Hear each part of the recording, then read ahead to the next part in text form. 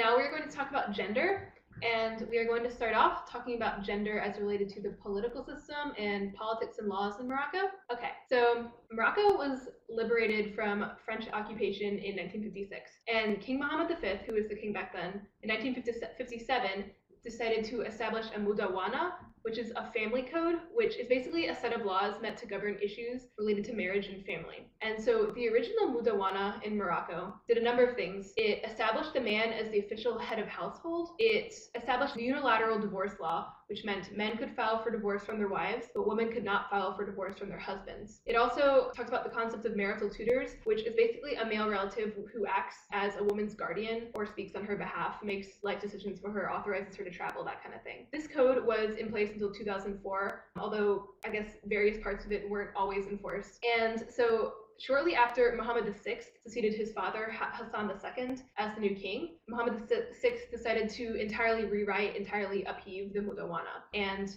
this is because this is a result of changing national and global attitudes concerning women's rights, and also a bunch of protests and popular opinion. So now Morocco's current family code has been in place since 2004, states that the minimum marriage age for both sexes is 18. However, couples can individually appeal this to a judge, a religious judge, and about 90% of the appeals get accepted. The new mudawana also puts restrictions. Polygamy is still legal in Morocco, but if a man desires to take a second wife, he has to get written permission from his first wife. Women also now have the right to file for divorce from their husbands. And also, in the eyes of the law, both spouses share equal responsibility for the family. There's no real gendered language about who is the head of the household, who gets to make decisions, that kind of thing. Also, in 2011, Morocco passed a new constitution by referendum, which guarantees women equal social, civil, political, environmental, and economic rights. But there is a question of what that really means. It is somewhat vague. In 2011, a law was also passed that reserves 1/3 of the seats in the lower house of parliament to women. And so after the 2016 election, which we were here for, Morocco's parliament is 21% women, which is actually higher than the United States Congress, in which 19% of the members are female. So in this is a picture of me and a few other American students. We were given these t-shirts that say, basically they say, it doesn't matter who you vote for, just vote. And an organization in Saleh, a neighboring city to Rabat, was doing a campaign to raise voter turnout, because voter turnout in Morocco is historically low. Rates of voter efficacy are pretty low too.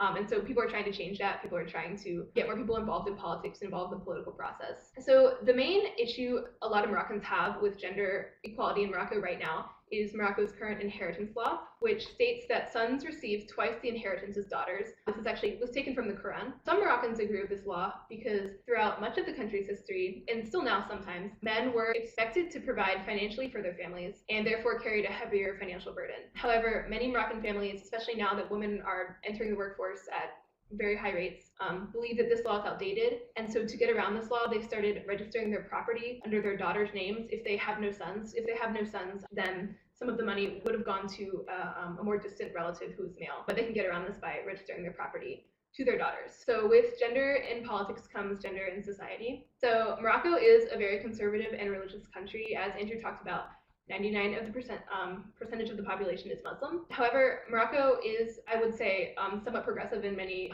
ways. So in the eyes of the law in Morocco, hijab, or covering yourself, wearing a headscarf, is totally a choice. Nohaila, as a Moroccan woman, would you like to talk about that? Yes, I guess being here today and looking the way I am is the biggest proof that hijab is totally a choice, that you can choose the way you practice your religion.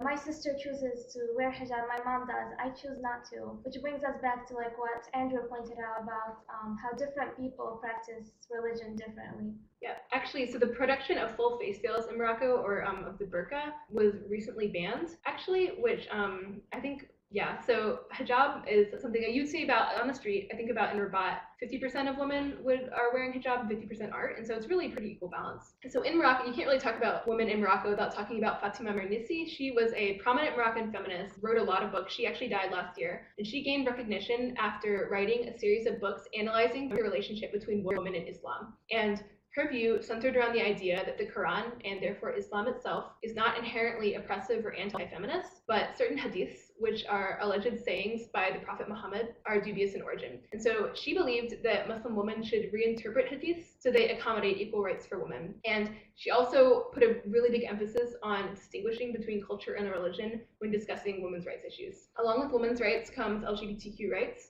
In Morocco today, there are no official rights or protections for LGBTQ people, and relations between people of the same sex are illegal and carry a jail sentence of up to 3 years. Men are mostly affected by this law, but it can be women as well. Because social media is so widely available today, though, the LGBTQ community is able to connect under the radar of mainstream society more than ever before. And although no LGBTQ rights organizations are based in Morocco, there is an organization called Kif Kif, which means same in Amazigh, which is based in Spain, whose main mission is to help and empower LGBTQ Moroccans in Morocco and out of it. That's what we got for gender diversity.